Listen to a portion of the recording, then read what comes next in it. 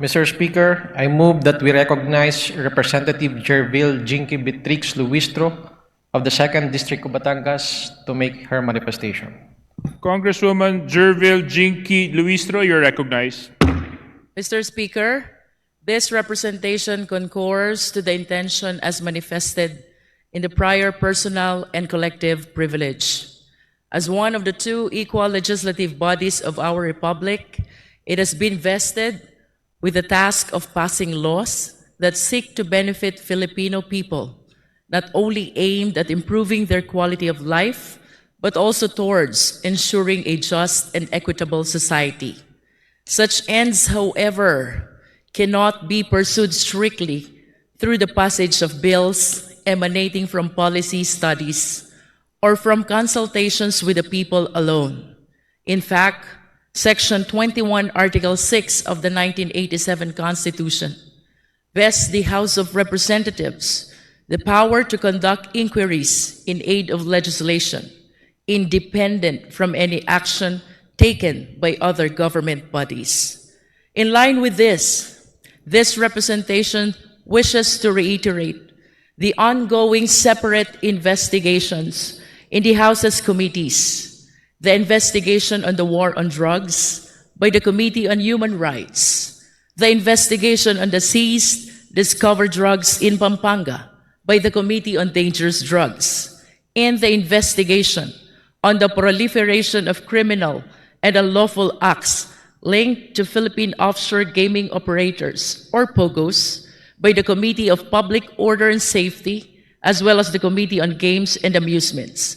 Mr. Speaker, I wish to add, and in my capacity as the Vice Chair of Public Accounts, we have pending investigation as well on the misuse of public funds, and that is with the Committee on Public Accounts. Over time, these investigations have become irrefutably linked in one way or another. They have become interconnected through various personalities and circumstances, which cannot simply be ignored. The linkages between drug personalities and both former and incumbent government officials, the en masse purchase of our lands by foreign nationals, the use of fake identities, and the abuses and numerous violations of many suspect individuals participating directly or indirectly in these crimes. In ferreting out the truth, Mr. Speaker, this body must be prudent and exercise due diligence. We cannot continue to investigate the aforementioned matters in the vacuum of their respective committees, as we might be seeing mere specters of a much greater evil which must be unveiled. Mr. Speaker, esteemed colleagues, the whole is greater than the sum of its parts. In view of this, Mr. Speaker, in my capacity as member of the Committee on Dangerous Drugs, and in my capacity as the Vice Chair of the Committee on Public Accounts, this representation humbly concurs to the creation of Joint Committee of Dangerous Drugs, Human Rights, and Public Order. However, Mr. Speaker, this representation likewise seeks the amendment of the same so as to include the Committee on Public Accounts as the fourth committee to jointly convene. Mr. Speaker, for the guidance of this august chamber, please let this representation quote the specific provisions of our rules. First, the prior personal and collective privilege is authorized under Section 104 of the Rules of the House of Representatives.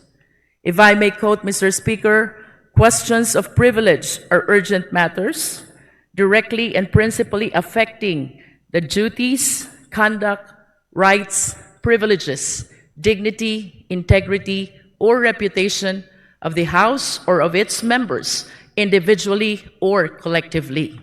Second, Mr. Speaker, there is no avenue for the House to deliberate on the intertwined facts and issues in view of the non-disclosure clause. Section 4 of the Rules of Inquiries in Aid of Legislation.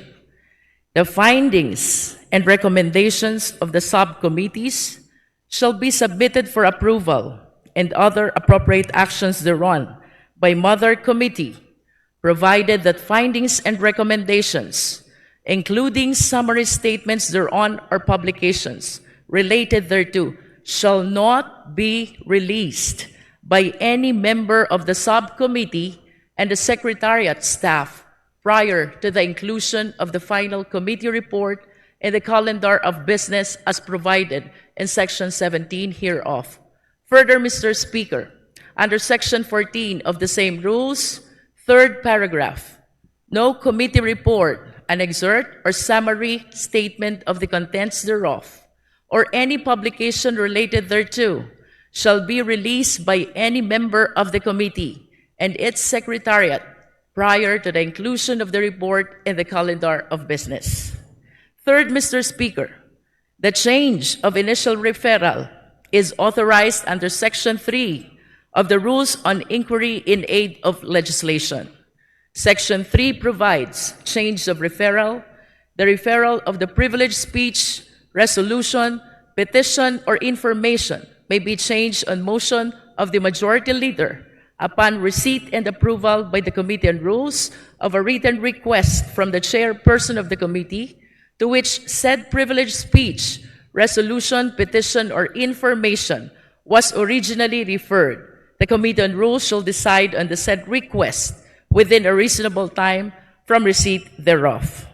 Mr. Speaker, this representation humbly submit that there are sufficient provisions both in the rules of the House of Representatives and in the rules on inquiry in aid of legislation to change the initial referral from 3 separate committees to 4 joint committees. That includes human rights, dangerous drugs, public order, and public accounts, lest we aim to unfold the whole truth, which will help us fulfill our duty as legislators. We must pursue the intention as manifested in the prior personal and collective privilege. Maraming salamat po. Thank you very much, Congresswoman Luistro.